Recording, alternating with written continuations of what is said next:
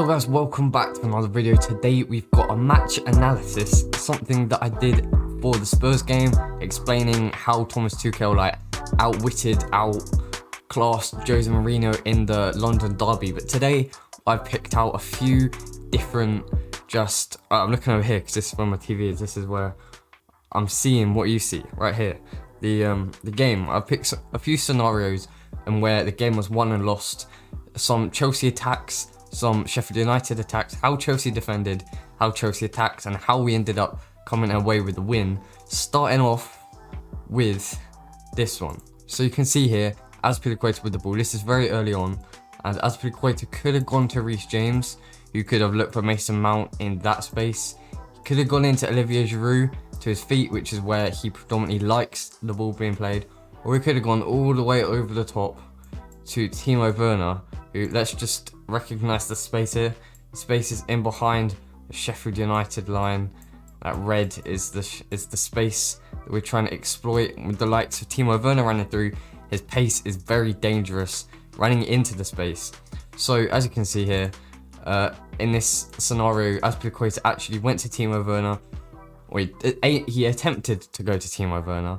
But as you can see from this next one, the midfielder, I think it's John Fleck, actually intercepted, and it gave Sheffield United a counter-attack opportunity, which is what they were looking for within 40 seconds of the game. So this is Ollie McBurney driving with the ball. He's going forwards. Let's change this back to dark blue. He's driving forwards into, as you can see, the space, which is, we will recognise in red once again. This is all the space.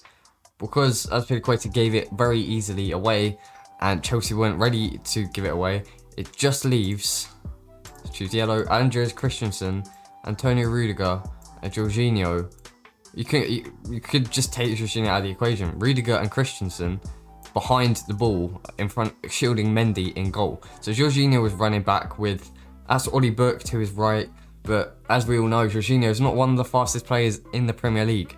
So Ollie McBurney was able to pass, he's able to thread the ball into Ollie Burke, who was running through here, and did get a shot away, but luckily for Chelsea, he went for the wrong side of the goal. He went for the near post with his left foot. I'm not sure what foot he is. If he is left-footed, then very big chance wasted, but he should have gone down to Edouard Mendy's left and then gone across him to try and get a goal.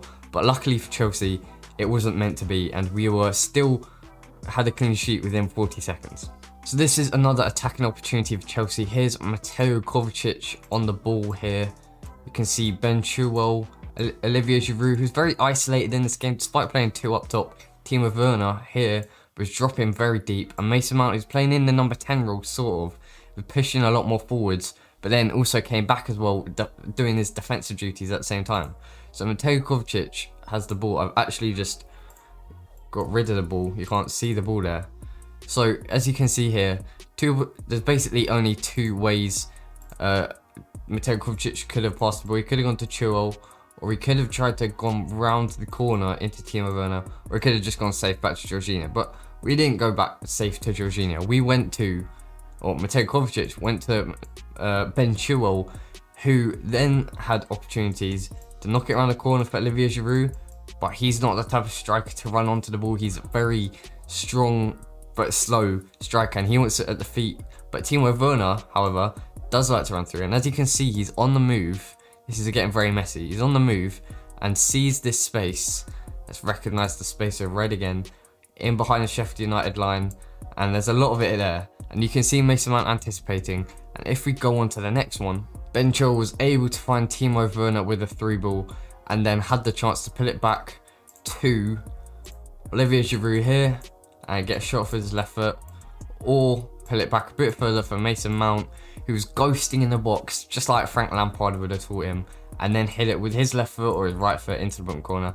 And he did manage to get the goal with his left foot. He just side footed it right and nicely into the bottom corner, and it put us 1-0 up just 5 minutes before the break, which is a very important time to score, because then it disrupts the Sheffield United discussion, like what Chris Wilder would have been thinking to tell his team at half time. It all changes because of this one goal, and Timo Werner penetrating through the line, Chilwell being able to find him with the 1-2, and Mason Mount able to finish it off very nicely.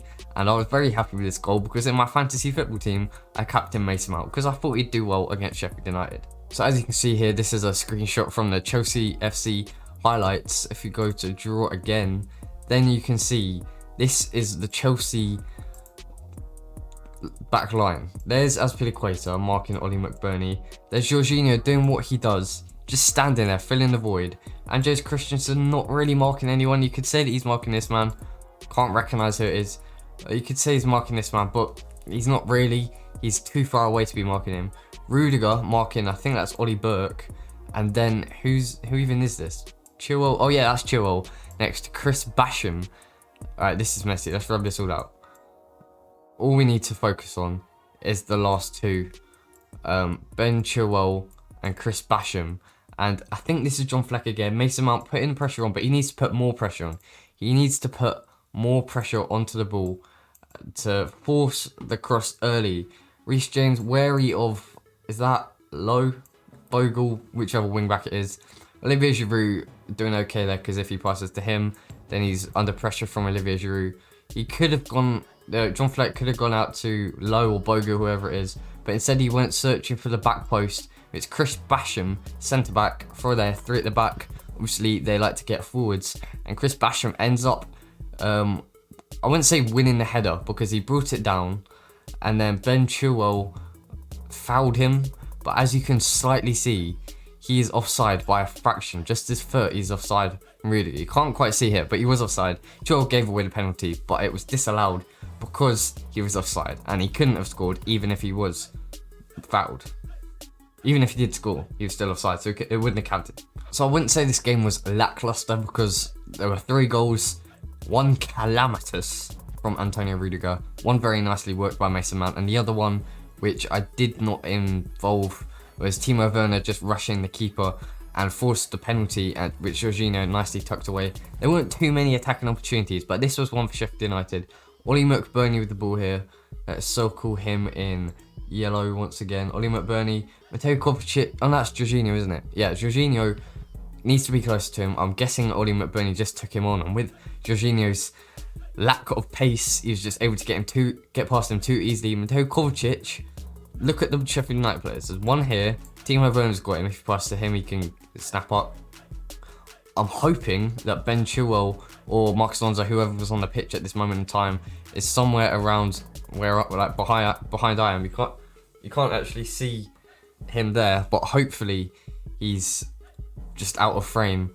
But Mateo Kovacic, he can see that the 2 passes that he could potentially go to is in behind Reece James and Azpilicueta to Bogle or Lowe, whichever one it is, or into Ollie Burke, I think that is, or it might have been Billy Sharp actually.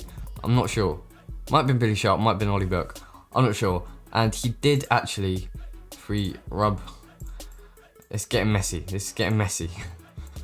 If we change the colour to red, because I know red's space. So there's the space, and then let's change it to white.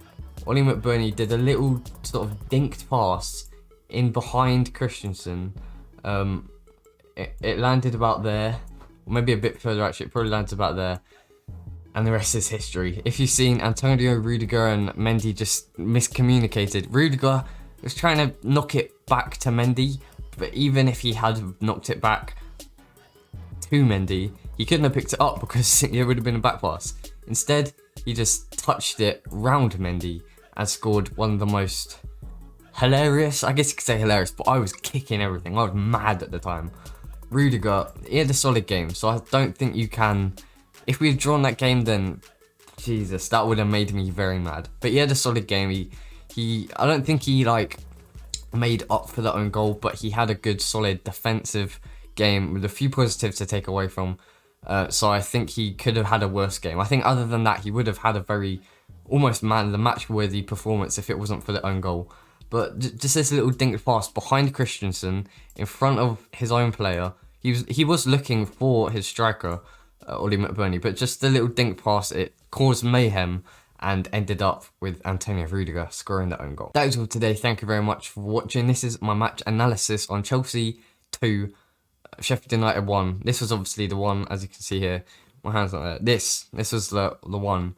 But the Jorginho penalty, you can't really analyse because it was just Timo Werner chasing down the keeper and forcing him the mistake. Like I said, he fouled him and Jorginho got the penalty, which he tucked away very nicely. If you enjoyed this video and you want to see more of these, I'll do one against Barnsley after we play Barnsley. I'll break down the fact how we won, lost or drew, whatever. Hopefully we won. And I'll also try and do one for Newcastle. I'll try and do these as many as I can for each game. Probably the day after it comes out. And I'll be trying to do the match reviews as soon as the game finishes. I will try and start uploading it. But that is all today. Thank you very much for watching. Make sure you subscribe if you're new around here. And goodbye.